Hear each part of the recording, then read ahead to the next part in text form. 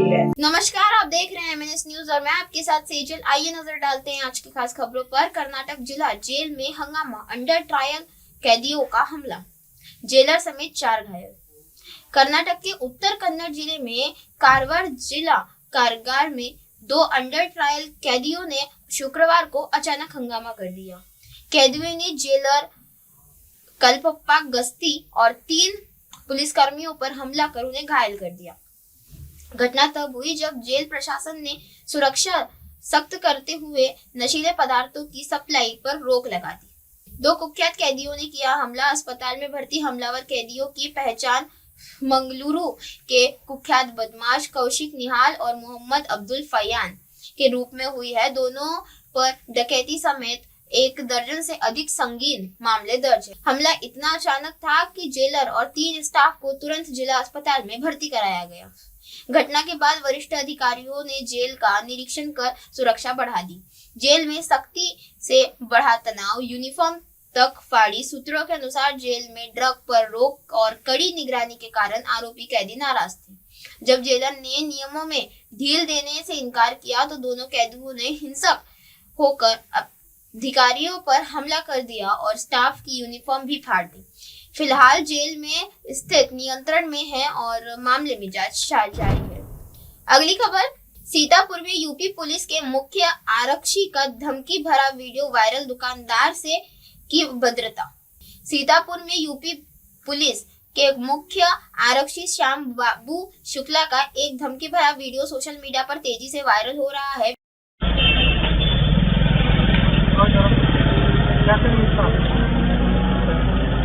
मिलता सोने की चेन लिया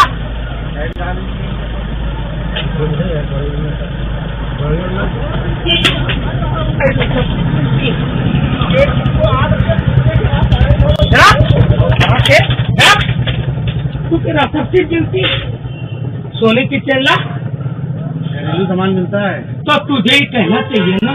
99 ये क्या देख, ये वो है जो तेरे शरीर से उतना खून निकाल के खिलाऊंगा। गाली में बता नहीं, हमने कहा क्या क्या मिलता, तूने कैसा मिलता, हमने कहा सोने की चेन लिया और तू है कौन और हमसे रंगबाजी कर रहा। गाली में बता नहीं, हमसे रंगबाजी करो, हम रंगबाजी मरना चाहते हो, मार डालू हम क्यों रंगबाजी, तुम्हें ही मार डालू रगड़ के जूते की नोक पे। ताकत हो नीच, तुझे जूते की नोक पे रगड़ के ही मार डाले। गाली मत देना, मार डाले गाली ना में बोल। हाँ? एक बार कौन सी मार डालो, ही मरे धरे बोलो। अरे हम वीडियो में मुख्य आरक्षी एक दुकानदार को न सिर्फ गाली देता हुआ दिखाई दे रहा है बल्कि उसे खून निकालकर कुत्तों को पिला देने जैसी खतरनाक धमकी भी दे रहा है। बताया जा रहा है कि यह घटना शहर कोतावली क्षेत्र के पुलिस लाइन इलाके की है, जहां मुख्य आरक्षी सामान लेने के लिए एक दुकान पर गया था। दुकानदार द्वारा सोने की चेन न होने की बात कहने पर वह बुरी तरह भड़क गया और दुकान के अंदर घुसकर गाली गलौज करने लगा। वीडियो में साफ दिखाई देता है कि श्याम बाबू शुक्ला ने गुस्से में आकर टी शर्ट के नीचे से कोई संदिग्ध वस्तु भी निकाली, जिससे दुकानदार सहम गया। यह पूरा घटनाक्रम दुकान में लगे सीसीटीवी कैमरे में रिकॉर्ड हो गया और बाद में सोशल मीडिया पर वायरल हो गया। दुकानदार ने मुख्य आरक्षी को गाली न देने का आग्रह किया, लेकिन शुक्ला लगातार धमकी देता रहा और खुद को रंगबाज बताते हुए दुकानदार पर रौब झाड़ने लगा। घटनाक्रम सामने आने के बाद स्थानीय पुलिस विभाग पर भी कई सवाल उठ रहे हैं। बताया जाता है कि श्याम बाबू शुक्ला का विवादों में पुराना नाता रहा है। इससे पहले भी वह शहर कोतावली में तैनाती के दौरान कई मामलों में चर्चा में रहा है। एक पुराने मामले में उस पर लखनऊ में सरकारी पिस्तौल लेकर विवाद में शामिल होने का आरोप लगा था।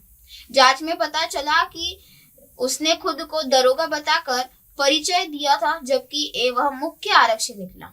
नए वायरल वीडियो ने एक बार फिर उसकी कार्यशैली पर गंभीर सवाल खड़े कर दिए हैं और मामले की डिपार्टमेंटल जांच की मांग उठने लगी। अगली खबर, बरेली में 3 तलाक पीड़िता नूरजहां ने छोड़ा इस्लाम, अपनाया हिंदू धर्म, पूनम बनकर धर्मपाल से रचाई शादी।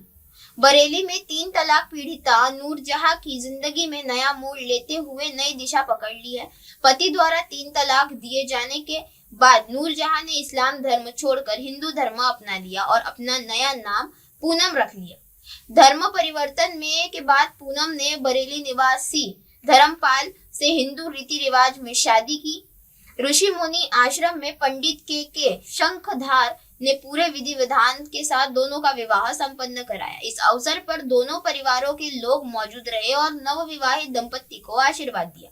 नूरजहां ने बताया कि वह हलाला और 3 तलाक जैसी प्रथाओं से मानसिक रूप से परेशान थी और इसकी परिस्थितियों के कारण उन्होंने धर्म परिवर्तन का निर्णय लिया। तलाक के बाद वह दिल्ली चली गई, जहां खिलौना फैक्ट्री में काम करते हुए उनकी मुलाकात धर्मपाल से हुई।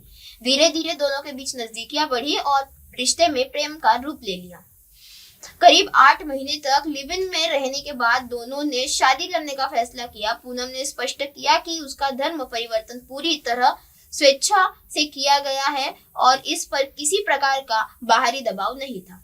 धर्म परिवर्तन की प्रक्रिया कानूनी और धार्मिक तौर पर पूरी की गई। बरेली की कचहरी में दाखिल हलफनामे में पूनम ने घोषणा की है कि वह अपनी इच्छा से हिंदू धर्म अपना रही है। इसके बाद गंगा जल और गौमूत्र से शुद्धिकरण की विधि पूरी की गई और नूरजहां ने पूनम बनकर उन्होंने नई पहचान ग्रहण की।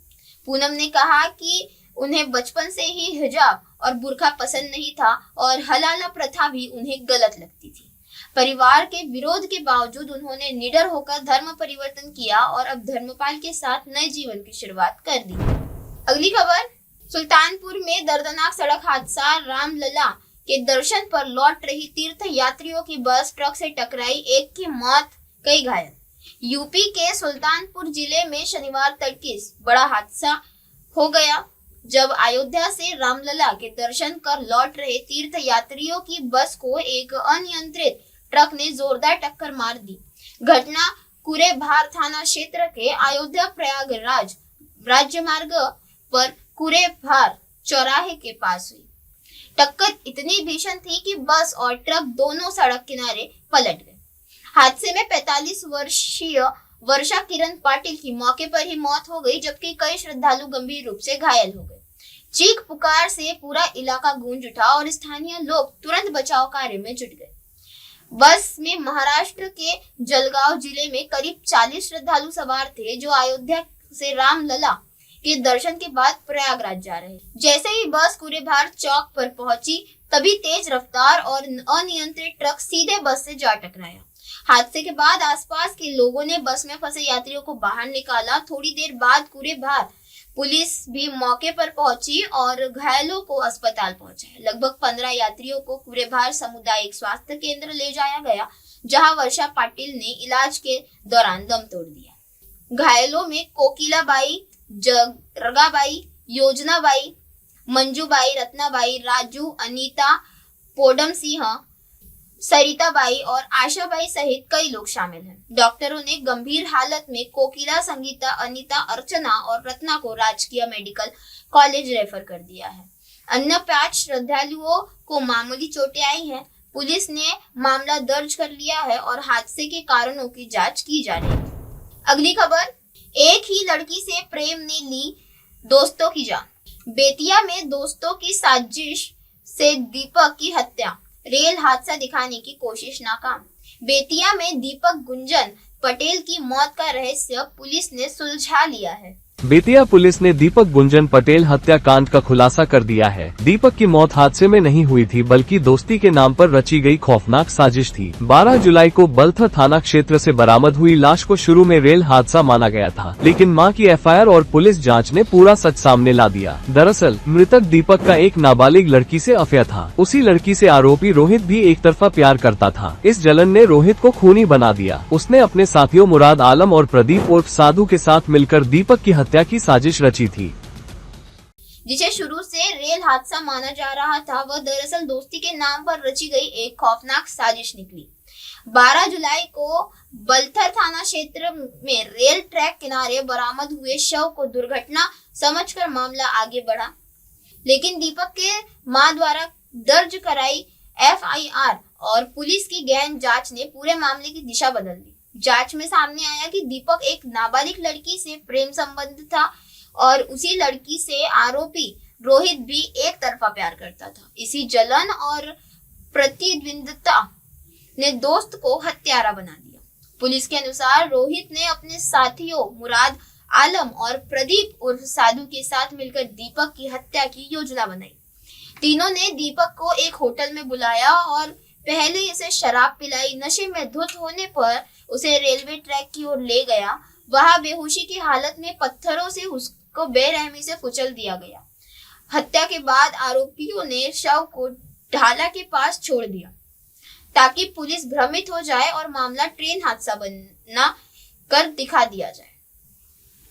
लेकिन शव की हालत और परिस्थितियों ने पुलिस को शक में डाल दिया, जिसके बाद तकनीकी जांच में वैज्ञानिक साक्ष्यों ने साजिश का खुलासा कर दिया। नरकटियागंज के एसडीपीओ जय प्रकाश सिंह ने बताया कि हत्या में शामिल तीनों आरोपी रोहित, मुराद और प्रदीप को गिरफ्तार कर जेल भेज दिया गया है, जबकि एक आरोपी अभी फरार है और उसकी तलाश जारी है। इस सनसनीखेज खुलासे ने इलाके में हड़कंप मचा दिया। प्रेम विवाद के कारण एक दोस्त द्वारा दूसरे की हत्या कर देना और फिर उसे हादसा साबित करने की कोशिश में लोगों को गहरे सदमे में डाल दिया। अगली खबर, द ग्रेट खली की 38 बीघा जमीन पर कब्जे का आरोप, तहसीलदार पर हेराफेरी का दावा, अधिकारियों ने किया खंडन।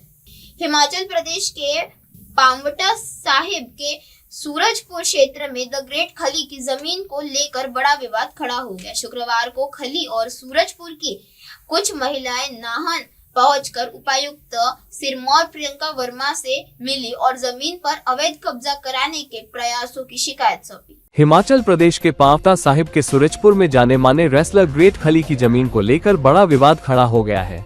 शुक्रवार को सूरजपुर की कुछ महिलाएं द ग्रेट खली के साथ नाहन पहुंची और उपायुक्त सिरमौर प्रियंका वर्मा से मुलाकात की।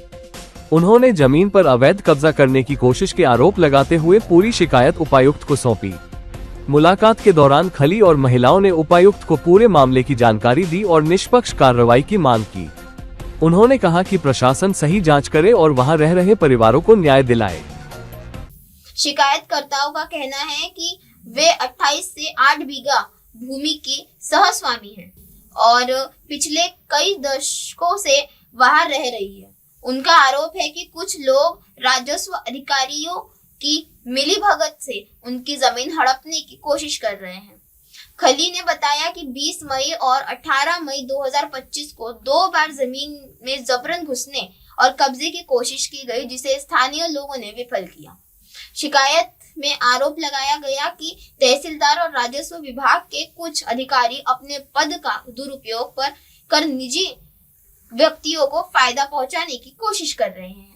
शिकायतकर्ताओं का दावा है कि उनके पास जमीन से जुड़े सभी वैध दस्तावेज मौजूद है, लेकिन इससे के बावजूद राजस्व रिकॉर्ड में हेरफेर की कोशिश की जा रही है। पुलिस पक्ष ने प्रशासन से तत्काल हस्तक्षेप की मांग की है ताकि आगे की घटनाओं को रोका जा सके। खली ने मीडिया के सामने कहा कि उनके साथ रह रहे परिवारों को न्याय दिलाया जाए और निष्पक्ष जांच सुनिश्चित की जाए। इस पूरे विवाद पर तहसीलदार पांवटा साहिब ऋषभ शर्मा ने खली के सभी आरोपों को निराधार बताया है। उन्होंने कहा है कि जिस भूमि पर दावा किया जा रहा है वह वास्तव में शिकायतकर्ताओं की नहीं है और राजस्व विभाग पूरी तरह कानूनी प्रक्रिया का पालन कर रहा है। तहसीलदार के अनुसार खली ने अपनी भूमि खाता नंबर 8 में खरीदी है, लेकिन उससे सटे करीब 38 बीघा भूमि खाता नंबर 6 पर भी है कब्जा कर बैठे और 23 नवंबर को वहां बाउंड्री वॉल तक बना दी। उन्होंने कहा कि खली चाहे तो किसी भी अधिकारी के निशानदेही करवा सकते हैं, जिससे सच्चाई सामने आ जाएगी। अधिकारियों का कहना है कि न तो कोई हेराफेरी हुई है और न ही किसी तरह का गलत फायदा पहुंचाने का प्रयास किया गया है। अगली खबर, यूपी में नोट माला कांड, दूल्हा 1.15 लाख की माला ले उड़ा, लौटने पर दुकानदार को दे रहा धमकी। उत्तर प्रदेश के बागपत जिले में बिनौली थाना क्षेत्र में एक अजीबोगरीब और हैरान कर देने वाला मामला सामने आया है। यहाँ बरनावा कस्बे में निवासी गुलफाम दुल्हों के लिए नोटों और फूलों की आकर्षक मालाएं किराए पर देते थे। लगभग 1 साल पहले खिवाई गांव में तस्लीम ने अपनी शादी में शान बढ़ाने के लिए गुलफाम से 1,15,000 रुपए की नोटों की माला किराए पर ली थी। शादी के बाद माला लौटानी थी, लेकिन 1 साल बीतने के बावजूद तस्लीम ने न तो माला लौटाई और न ही किराया चुकाया। इससे भी चौंकाने वाली बात यह है कि दुकानदार द्वारा माला मांगने पर उसे धमकियां दी जा रही हैं। गुलफाम का कहना है कि वह पिछले 1 साल से लगातार तस्लीम से माला वापस करने की गुहार लगा रहे हैं, लेकिन हर बार उन्हें देख लेंगे जैसी धमकी सुनने को मिलती है। मेहनत और पूंजी लगाकर तैयार की गई कीमती नोट माला के गायब होने से गुलफाम बेहद परेशान है। उन्होंने बताया कि माला वापस मिलने की उम्मीद में वह महीनों इंतजार करते रहे, लेकिन अब मामला उल्टा पड़ गया है और मांगने पर धमकियां मिल रही है। इस व्यवहार से उनकी चिंता और बढ़ गई है। गुलफाम ने कहा कि अब वह कानूनी कार्रवाई पर विचार करने को मजबूर है। आर्थिक नुकसान और लगातार मिल रही धमकियों के कारण उन्होंने प्रशासन से मदद की गुहार लगाई है। स्थानीय लोग भी इस मामले को लेकर हैरान है कि शादी की शान बढ़ाने के लिए ली गई एक माला विवाद और धमकियों का कारण बन जाएगी। पुलिस ने शिकायत दर्ज कराने की तैयारी कर रही है और उम्मीद है कि मामले का जल्द समाधान हो सकेगा। अगली खबर, कानपुर में भाई भाई विवाद में मौत, शराब पार्टी रोकने पर बड़ा भाई घायल। कानपुर में बर्रा इलाके में एक परिवार में गंभीर विवाद सामने आया। जानकारी के अनुसार घर में शराब पार्टी रोकने पर छोटे भाई ने अपने बड़े भाई पर हमला कर दिया।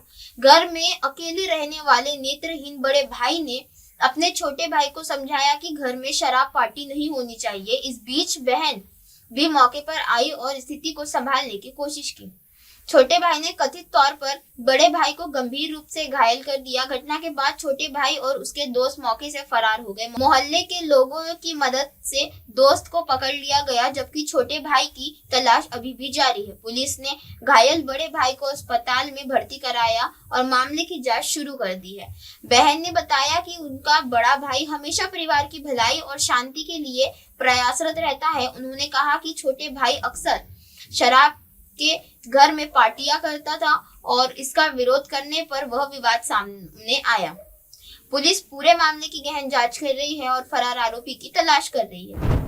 अगली खबर, ओडिशा के हॉस्टल में वरिष्ठ छात्रों ने कक्षा 8 के छात्र को पीटा। पुलिस ने तीनों और हॉस्टल मालिक को हिरासत में लिया। ओडिशा के नयागढ़ जिले के दासपल्ला क्षेत्र में छात्र हिंसा का एक गंभीर मामला सामने आया है, जिसने स्थानीय लोगों और अभिभावकों को झकझोर कर रख दिया है। बुधवार को एक वीडियो सोशल मीडिया पर वायरल हुआ, जिसमें एक निजी हॉस्टल में कक्षा 8 के छात्र को 3 सीनियर छात्रों द्वारा बुरी तरह पीटा जा रहा है। बताया जा रहा है कि यह घटना 3 से 4 महीने पहले हुई थी, लेकिन वीडियो अब सामने आया है। वायरल फुटेज में 3 कक्षा 10 के छात्र दिखाई देते हैं, जो छोटे छात्र पर लोहे के पाइप और क्रिकेट बैट से लगातार वार कर रहे हैं। बच्चा खुद को बचाने की कोशिश करता दिख रहा है, लेकिन हमलावर उस पर बिना रुके प्रहार करते रहते हैं। वीडियो में पीड़ित की चीखें और मारपीट की तीव्रता इस घटना की भयावहता को और बढ़ा देती है। दासपल्ला थाने के आईआईसी ने बताया कि पीड़ित को इस हमले में गंभीर चोटें आई थी। जैसे ही वीडियो सामने आया, पुलिस ने तत्काल एक्शन लेते हुए वीडियो में दिख रहे तीनों कक्षा 10 के छात्रों और हॉस्टल मालिक को पूछताछ के लिए हिरासत में ले लिया। पुलिस के अनुसार घटना के समय हॉस्टल प्रबंधन ने न तो किसी अभिभावक को सूचना दी और न ही मामले की रिपोर्ट दर्ज कराई, जिससे संदेह और गहरा गया है। पुलिस अधिकारी ने बताया, हम इस मामले की जांच कर रहे हैं। वीडियो में जिस छात्र पर हमला किया गया है, उसका बयान जल्द लिया जाएगा। दोनों पक्षों के परिवारों को थाने बुलाकर पूछताछ की जा रही है। फिलहाल हम ये जानने की कोशिश कर रहे हैं कि हमले की वजह क्या थी। जांच पूरी होते ही अधिक जानकारी साझा की जाएगी। ओडिशा के नयागढ़ जिले में दासपल्ला क्षेत्र में छात्र हिंसा का एक गंभीर मामला सामने आया। कक्षा 8 के एक छात्र को उसके वरिष्ठ छात्रों ने कथित रूप से पाइप और क्रिकेट बैट से पीटा।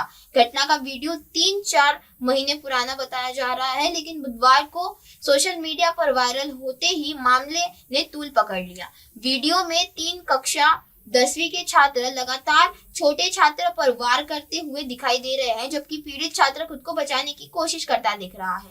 दासपल्ला थाने के आईआईसी ने बताया कि हमले में छात्र को गंभीर चोटें आई थी। वीडियो सामने आने के बाद पुलिस ने तुरंत कार्रवाई करते हुए हमले में शामिल 3 कक्षा 10 के छात्रों को हॉस्टल मालिक को हिरासत में लिया। पुलिस ने बताया कि घटना के समय हॉस्टल प्रबंधन ने न तो अभिभावकों को सूचना दी और न ही कोई रिपोर्ट दर्ज कराई, जिससे संदेह और बढ़ गया। अब पीड़ित छात्रों और दोनों पक्षों के परिवारों के बयान लिए जा रहे हैं। घटना के बाद अभिभावकों और स्थानीय लोगों में गुस्सा फैल गया। उसका कहना है कि निजी हॉस्टलों में बच्चों की सुरक्षा पर गंभीर सवाल खड़े हो रहे हैं और निगरानी की कमी के कारण इस तरह की घटनाएं अक्सर दबाई जाती है। पुलिस ने मामलों की जांच तेज कर दी है और आरोपी छात्रों को हॉस्टल प्रबंधन के खिलाफ उचित कार्रवाई का आश्वासन दिया है। अगली खबर, अखिलेश यादव ने पत्नी के साथ सलीम चिश्ती दरगाह पर चादर चढ़ाई, जया बच्चन भी रही मौजूद। आगरा समाजवादी पार्टी के राष्ट्रीय अध्यक्ष अखिलेश यादव ने आज अपनी पत्नी डिंपल यादव के साथ फतेहपुर सिकरी स्थित सलीम चिश्ती दरगाह पर चादर चढ़ाई। इस दौरान उनके साथ जया बच्चन भी मौजूद रही। धार्मिक स्थल पर चादर अर्पित करने के बाद अखिलेश यादव ने वहां उपस्थित लोगों से बातचीत की और देश के सांप्रदायिक सौहार्द और मिलीजुली संस्कृति को बनाए रखने की कामना की। अखिलेश यादव ने कहा कि भारत की विविध संस्कृति और संविधान की वजह से ही सभी नागरिकों को हक और सम्मान मिलता है। उन्होंने बाबा साहब भीमराव अंबेडकर को याद करते हुए कहा कि संविधान ने देशवासियों को सम्मान अधिकार प्रदान किए हैं। अखिलेश ने यह अवसर पर कहा कि लोकतंत्र और समाजवाद की ताकत को समझना जरूरी है और समाज के सभी वर्गों को जोड़ना ही देश की असली शक्ति है।